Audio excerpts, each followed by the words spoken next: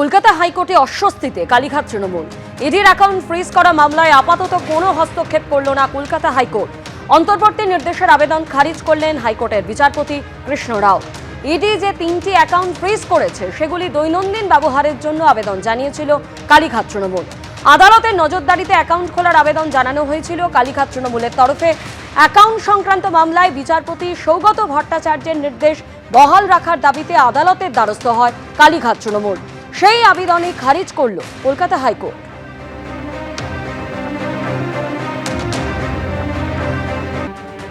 DJ মামলায় অভিষেক বন্দ্যোপাধ্যায় রক্ষা কবচের মেয়াদ বাড়ালেও রাজ্যেই চিকিৎসা করানোর পক্ষে পর্যবেক্ষণ হাইকোর্টে। কোনো মেডিকেল ইস্যু এই রাজ্যে সমাধান হবে না এটাও নয় মন্তব্য বিচারপতি। 20 বছর ধরে আপনি বাইরে গিয়ে চিকিৎসা করাতে পারেন, এখন পরিস্থিতি আলাদা। কোনো শারীরিক সমস্যার সমাধান এই রাজ্যে নেই এমন নয়। হাসপাতালে কথা বলে দেখুন, দরকারে মেডিকেল বোর্ড গঠনের নির্দেশ দিতে পারি মন্তব্য বিচারপতি সৌগত ভট্টাচার্য। মেডিকেল বোর্ডের কাছে গিয়ে রিপোর্ট দেখান, দেখুন কি বলে তারা মন্তব্য হাইকোর্টের। যদিও আগামী দিনে বিদেশ যাত্রা নিয়ে আলাদাভাবে শুনানি হবে জানালো হাইকোর্ট।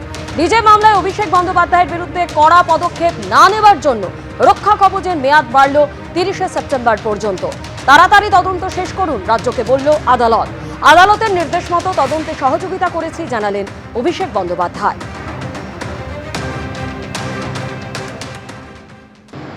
রোগীর কোনো জাত লেখা থাকে না, ধর্ম লেখা থাকে না, বড় লোক কি গরিব লোক লেখা থাকে না, এমএলএ সাংসদ বা বিধায়ক লেখা থাকে না। আমাদের কাছে রুগী। তো এখানে অভিষেক বন্দ্যোপাধ্যায়কে মাননীয় হাইকোর্ট আলাদা করে দেখেছেন, এটাই বিরাট ব্যাপার আমার কাছে, এটাই বিরাট ব্যাপার। আমি তো বললাম হাইকোর্ট অনেক বেশি পরিষেবা দিয়েছিল ওনাকে। অভিষেক বন্দ্যোপাধ্যায় ধন্য থাকা উচিত ছিল। আমরা যেরকম গেলে লাইন দিয়ে দেখা, সেরকম লাইন দিয়ে দেখাবেন, কেন উনি তো সাংসদ।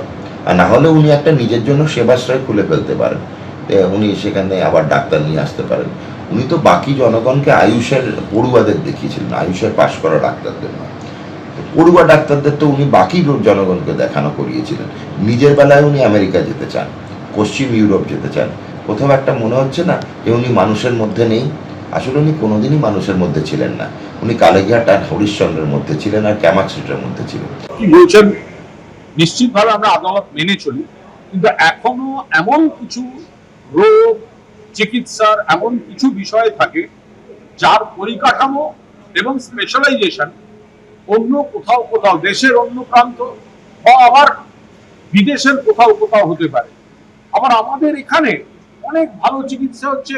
আসলে রোগটা কি, অসুস্থতাটা কি, সমস্যাটা কোথায়, তার চিকিৎসাটা ঠিক কোন জায়গায়, তো সেগুলো আমার মনে হয় যিনি রোগী বা যার চিকিৎসা দরকার তার কিন্তু একটা মৌলিক অধিকার রয়েছে যে আমি আমার রোগ দ্বারা, ওর চোখের প্রবলেমটা কিন্তু বড় প্রবলেম, জেনুইন প্রবলেম।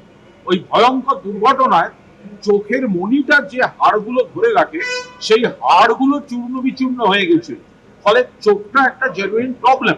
ফলে কারুর যদি কোনো অন্য জায়গার স্পেশালাইজেশনটা নেয়ার চিকিৎসার জন্য প্রয়োজন হয় তাহলে সেটা নেওয়ার অধিকার তার থাকবে। বাকিটা কোর্ট কি বলছেন, সংশ্লিষ্ট ব্যক্তির আইনজীবী তারা তো নিশ্চয়ই কোর্টের কাছে তাদের বক্তব্য জানাবে।